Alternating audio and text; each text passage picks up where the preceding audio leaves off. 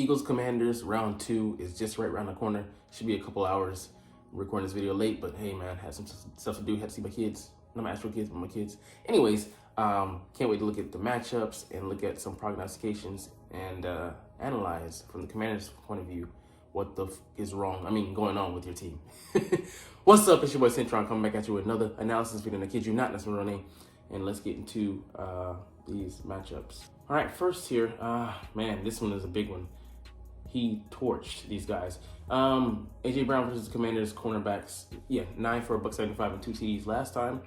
And he got this guy benched. He's been in the mental hospital since. He hasn't been recovered. He's ailing. He might have to play though, because I think they have some cornerback injuries. But Marvin Mims, Stephon Diggs, DJ Moore. Oh my God, that was horrific. Even worse than AJ. Drake London and Darren Waller. And some of these guys aren't world beaters. They're talented guys, nonetheless. But it's a bad trend for the Washington Commanders. And, Smitty can get it going anytime. Dallas Goedert, they don't have a guy that can cover him. Was surprised he didn't go off in the last matchup. But it could be pretty bad because we're on the upswing and they're on the, trending downwards. Man, could be a long day. St. Juste, Fuller, who's, a good cornerback. I still like them up against these guys. And especially if you put Manning Forbes, recovering AJ Anonymous recovery group. See if he's out there, get ultra skinny guy, put him back out there. Yeah, I doubt it. But we'll see how it goes. All right, Mailata versus Chase Young. This is one of the matchups you like, because Johnson on the other side, not really gonna fare too well. Sewell Pettit on the interior, I would watch with Daron Payne and Jonathan Allen coming after him. He's looked bad, last game, and he didn't look too good. In the other one, he looked good because Lane and Kelsey, the Hall of Famers he's playing in between, hide him in the offense. And yeah, he's doing an adequate job, but we were hurting for Cam Jurgens right now. We really want him back.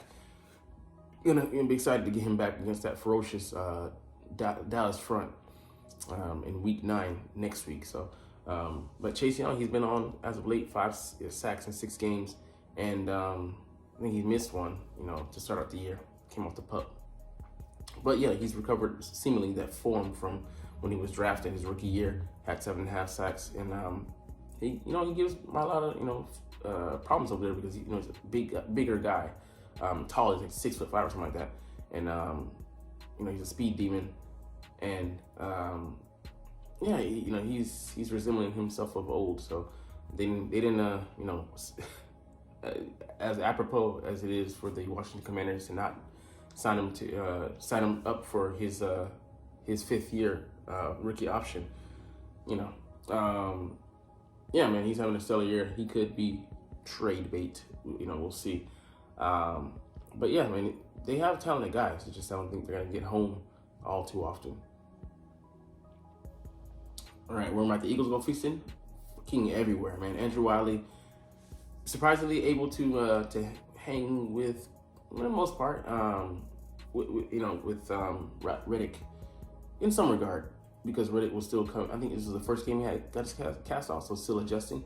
He's been on a tear as of late. I think he has 3 sacks or 3.5 sacks in the last 2 games, and 5.5 overall. Him and Sweater, I think, tied for the team lead. And man, Andrew Wiley is going to be put on skates. I think he's going to look bad this game. And then Sam Cosmi, he's not ready to deal with, probably not Jordan Davis. I think he might sit this one out. But Fletcher Cox and Jalen Carter, as well as Nick Gates.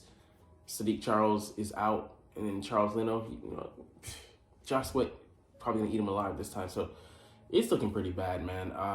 40 sacks, it might be 50 after this game.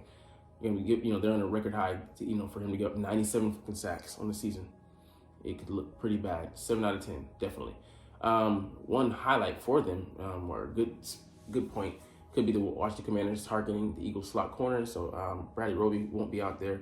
He's been a plus for us in short time span, but we could maybe throw a mix of Eli Ricks, Josiah Scott, which they would love, as well as maybe Bradbury, putting Job out there. But, we do have some options. Kevin Byard might make an appearance there, as well as Sidney Brown. So I like us having a myriad of options to work with, and you can't let them kill kill us there or, wherever they slide him up. Yeah, man, he's the one guy that can really hurt us. That John Dotson can, he can make a catch or two. Tight end is decent. But this is the guy I really have to watch out for that makes the offense go. And Samuels is kind of damaged, with that foot injury. So don't expect him to be a big factor. So one of these has got to give. The Eagles' starved defense, in the way of takeaways, and the Commanders' mistake-prone offense. Because I think they do put the ball on the ground. I think, Gibson does fumbling. Man, what trend is gonna break? Because we had one last week, but we still lost the turnover battle, 2 versus 1. Hurts pick and then Hurts fumble. So keep those on the wraps. Hopefully we can get on the plus side of the differential, and hopefully that'll be a trend going out from here. But yeah, man, it's mistake free. I don't expect that, but I expect us to take better care of the football. Jalen's turning over at an alarming rate compared to last season, and we're still winning games. But against the better teams, the Bills, the Chiefs. I hate to say it, but the Cowboys. You have to help your team out, and that's not being a detriment. Putting the ball on the ground, giving them more cracks at the apple, lessening the time your team can spend on the offensive side is not the way to go. All right, Eagles at Commanders game preview, 6 questions and answers with a Week 8 enemy. So we're looking at from their scope. Commanders haven't looked great since nearly upsetting the Eagles in Week 4. What's gone wrong? What hasn't gone wrong? Sam Howell holds the ball too long. The offensive line is average at best. We just went over that. Eric Bieniemy isn't doing enough to help his young QB. He'll get into that a little bit later. Defense isn't getting enough pressure, and the secondary is still giving up big plays weekly. Yeah, they've been getting toasted. We saw, the receiving numbers. But Ron Rivera, below average plans, below average man. He's no longer riverboat. He's sold that, and he's been shipped up the river. Where's the boat, man? He's swimming in he's not even treading water. He's taking on at this point. The ship is sinking. And look at these, these numbers, abysmal. Very good, solid, but these lows, that's not consistency, and that'll get you fired in this league, unfortunately. Number 2, NFL trade rumors indicate that Commanders could be sellers ahead of the deadline. Do you hope that's the case, and who all could be headed out the door? Chase Young, yeah, trade bait. Montez Sweat, we've been calling about him.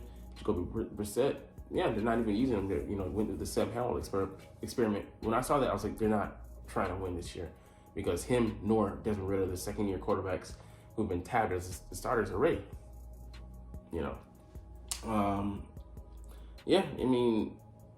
If they lose this next game, I think management will look at head coach, players. Yeah, they're in the regime. They don't have any ties. Owe anybody anything in that building. So it could be a fire sale. The Eric Bieniemy hire drew a lot of praise, but the Commanders' offense is worse than it was last year. To what extent is he to blame? I think you have to put it on him, but also I would say them deciding to go with Sam Howell. That's what he had to work with. If he had to work with Jacoby Brissett, he could do some of the things that he's trying to do, but he has a young quarterback, only a second-year guy. In his, he's in the single digits in starts. Lack of experience. He doesn't have the pedigree. He was a 5th-round pick. Not saying he can't be good and can't develop into a solid quarterback, but at this point in juncture in his career, he's a fledgling. Doesn't know shit. And, he's limited in what he can do. If he's not getting a perfect game plan every week, and not equipped with, a stable weapons, he's going to struggle. He's going to go through his lumps. And that's what we're seeing right now. He's not Patrick Mahomes. You can't just throw him to, Wink Martindale defense, well coached, gonna blitz, heavy. It's gonna be tough for him to digest things from a week to week basis. You can have your bright spots, but for the most teams that are experienced, especially if an experienced coordinator, they're gonna try to eat him alive. They're gonna try to confuse him, just slow down his processing. And we didn't do that, but hopefully, I think this week that's what we're gonna see. Sean Desai, go with the coverages that play to his weakness, make him struggle, make him guess, make him think. Double. You saw last week a double mug look. They were threatening the blitz, looks like that, and then back off and then see how he reacts. So gonna be poking and prodding him all game, hopefully. But he wasn't ready, and they anointed him. Typical Washington mistake. All right, number 4. Who are the Commanders fans realistically hoping to be the next head coaching quarterback? I'm not even going to get to that. Y'all got so much to figure out, man. Yeah, the Josh Harris led group. That'll be the first order of business, cleaning the slate and trying to get reestablished. Which, yes, like I said, something that the Commanders fans are used to, sadly. But somebody's got to struggle. Everybody can't be at the top. All right, this one is obvious. Opposing player to stop, Week 8 edition. It's obviously Terry McLaurin. Get that thing revving. He's gonna get going. So, for me, the easiest thing would be to give him the Justin Jefferson treatment, shadowing all game with Slay. Give Slay a challenge, a puzzle to figure out, and I think he'd be up for it. If you don't do that, more with the cover 2 last week to limit Sam Howell and Sterling Lanes and having the linebackers drop and move around, shifting, mix it up with man cover. There's a lot of things you can do, but you got to have at least cloud or bracket over this guy. If you or at least have a safety playing over top, a guy playing over top, so that Slay can play robber and he can play for the tight coverage and the pick. So like I said, they're gonna try to take advantage of matchups, move into the slot, move him around to find favorable matchups. But hopefully we can mitigate that and mitigate his success. I don't care, like I said, I don't care if you go for some crazy numbers, but keep him out of the end zone and keep him from having getting into rhythm, him establishing rhythm and helping out his quarterback at the end of the day. Let's see. Yeah, we have one last thing to talk about. Eagles roster move. They announced that they're gonna move up Julio Jones to the active roster. He's on the not active roster, sorry, from the practice squad to the game day roster. It'll be the second time he's been elevated, and he can be elevated once more before you have to permanently move him. Make a decision whether we're going to keep him or move on from him. I think we'll keep him. That leaves Quez in La La Land, because where's he gonna be when he come back healthy? Don't know. Don't know how they're gonna figure it out, but we'll see. But anyways, shorter video for me this week, but I'm getting it out there and got a short to get to, so I'm gonna be short with you, but not be short, because that's unprofessional. Anyways, you're not even watching though, but I love talking about the Eagles. I love making these videos, so let's get out of here. Deuces, games in a couple hours. Enjoy. But as I always say, as always, it's fly Eagles fly, and let's motherfucking go. Like, comment, share, subscribe if you want. Thanks for watching.